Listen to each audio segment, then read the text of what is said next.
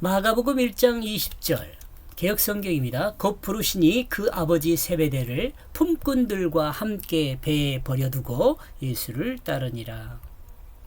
누가복음 1장 19절 내용은 예수님의 직접 부르심과 그 부르심에 대해 바로 순종한 이야기를 하고 있다고 할 수 있습니다.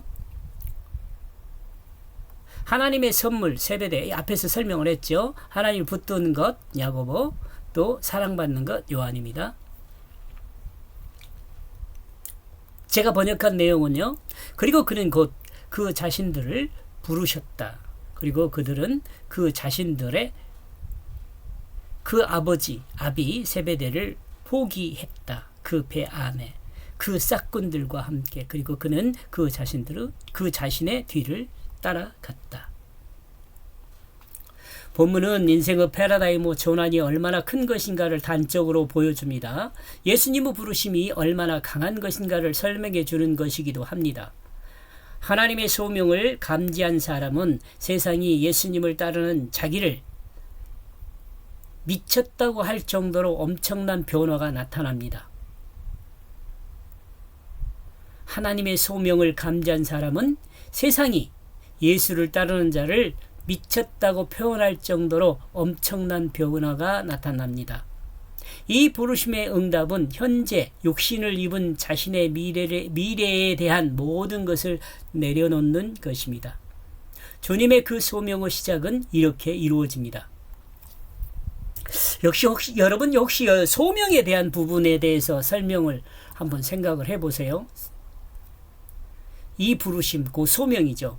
소명에 대한 응답은 현재 이렇게 부르신 그 당시요. 육신을 입은 자신의 미래에 대한 모든 것을 내려놓는 것입니다. 소명에 응답하는 것은 주님의 그 소명의 시작은 이렇게 이루어집니다.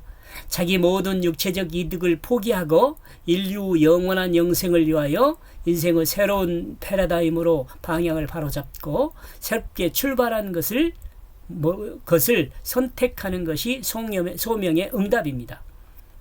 주님의 소명을 경험한 사람은 이를 이해할 수 있습니다. 하나님의 부르심을 받은 자는 분명히 알아야 합니다. 하나님의 소명은 이 땅에서 웰빙할 수 있도록 부른 것이 아닙니다. 하나님의 소명은 인간을 영원한 하나님의 자녀로 인도하는 그 도구로 사용하기 위한 하나님의 그 뜻을 행하기 위하여 부름을 받은 것입니다.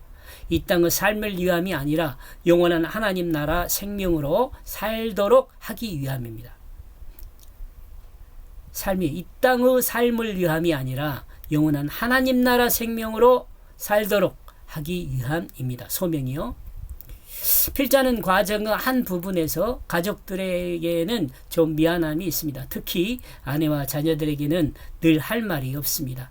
다만 하나님 앞에서 그 부르심을 따라 최선을 다하려고 합니다.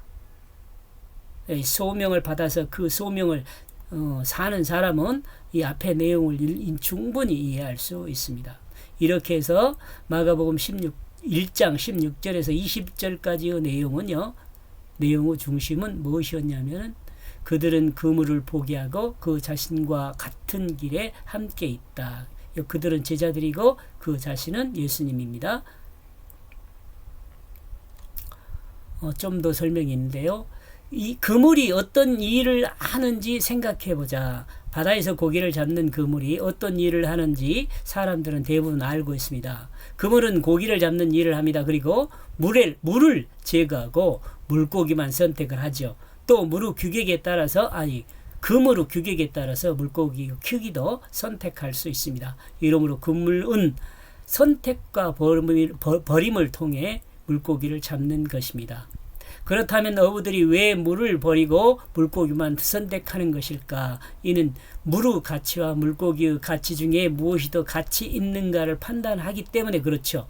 어부들은 물은 언제나 있는 것이지만 물고기는 언제나 있는 것이 아니며 사람들에게 에너지원을 공급하므로 이러므로 물고기의 가치를 더 높게 생각해서 물은 버리고 물고기를 선택하는 거죠.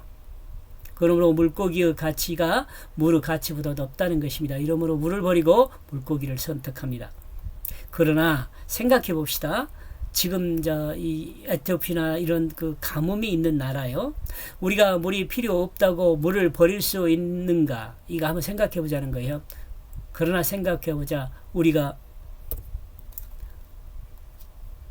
물을 버릴 수는 있네. 만약 우리가 물을 버릴 수 있다면 인류는 조금 더 일찍 멸망에 대한 부분을 생각해야 했을 것입니다.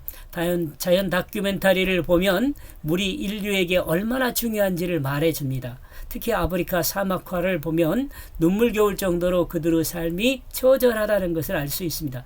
200m가 넘는 깊은 샘에서 물을 기르고 소를 통해서 물을 기르고요. 또 3, 4km를 달려가서 식수를 마련하고 하루 일과 중 가장 중요한 일이 식수를 준비하는 일이라고 하는 장소도 있어요. 어쩌면 이들에겐 물고기를 선택하는 것이 아니라 아마 물을 선택할 것이라는 것을 물을 선택할 것이냐 물고기를 선택할 것이냐라고 물었는다면 아마 물을 선택할 가능성도 있다고 우리는 충분히 생각해 볼 수 있습니다. 우리의 삶은 어떤 것을 선택하고 어떤 것을 버릴 건가를 결정하는 그 기준이 있어야 합니다. 그리고 그 기준은 그물로 표현할 수 있습니다. 그러므로 사람들에게 어떤 그물이 있느냐에 따라서 선택과 버림이 결정된다고 볼 수 있죠. 이것이 각 사람에게 있는 가치 기준입니다. 이러므로 이 가치 기준의 가치 기준이 삶의 의미를 결정하고 그리고 각각의 사람은 이 가치 기준의 결정에 따라서 자기에게 최선을 선택하며 살아갑니다. 우리가 늘 이 과정을 생각하면서 선택과 버림을 결정하며 사는 것은 아니지만 우리 의식 속에서는 이를 진행시키고 있는 것입니다. 세속적인 모든 사람의 선택은 이 그물을 통해 돈을 선택하는 사람, 여자를 선택하는 사람, 명예를 선택하는 사람, 건강을 선택하는 사람, 자녀를 선택하는 사람 등등이 있을 수 있습니다. 그리고 이 가치는 세속의 문화를 따라 변해가는 선택 기준을 가지게 됩니다. 이런 기준들도요. 그러나 예수를 따르는 것은 세속의 문화를 따라 변화하는 그 가치 기준이 아닙니다. 주님이 주신 가치관은 영원한 영생의 가치관입니다. 베드로와 안드레는 그물만 버려두고 예수님을 따른 것으로 되어 있습니다. 그리고 야고보와 요한은 그의 아버지 세베대와 사꾼들과 들을 같이 버려두고 예수를 따랐다고 기록하고 있습니다. 하나님 말씀을 듣는 시몬 그리고 사람 안드레 하나님을 붙들고 하나님의 사랑을 받는 야곱과 요한 세상의 세속적인 가치를 버리게 되는 것으로 생각을 확장하여 정리할 수 있습니다. 요 내용을 보면은요. 요 시몬 안드레 야고보 요한이라는 이름을 빼고 한번 읽어보면 하나님 말씀을 듣는 사람이 하나님을 붙들고 하나님의 사랑을 받으면 세속적인 가치관을 버리게 되는 것으로 생각을 확장하여 정리할 수 있다 이렇게 읽을 수 있죠.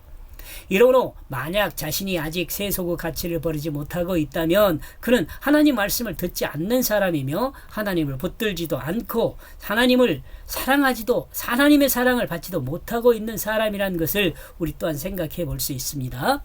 본문 18절을 보면 그들은 그 그물을 버리고 예수님의 제자가 되는 길을 선택하였다고 말씀하고 있습니다. 이는 세상 사람이 가지고 있는 그물을 버리는 것입니다. 세상 사람이 선택하고 버리는 세상 사람들의 그 가치의 그 기준을 버리는 것입니다. 이러므로 이 기준은 자기 중심의 욕망을 버리고 하나님 중심의 제자된 삶을 선택한 것입니다. 우리가 주님을 따르는 제자가 되려면 우리 자신이 가지고 있는 그 가치관이 바뀌어야 합니다. 왜냐하면 세상의 그 어떤 가치관보다 복음 곧 예수 그리스도를 믿음이 가장 우선되는 가치관이 되어야 하기 때문입니다. 이 복음의 가치관은 영원한 생명이 기준입니다. 사탄이 심어준 자기중심의 가치를 버리고 하나님의 그 진실의 가치를 회복하여 하나님의 기쁨이 되는 생명이 되는 것입니다.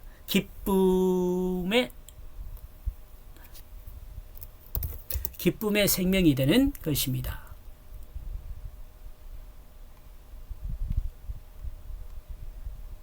여기까지 보겠습니다. 다른 또 잔소리가 많이 있는데요. 여기까지 보겠습니다. 고맙습니다.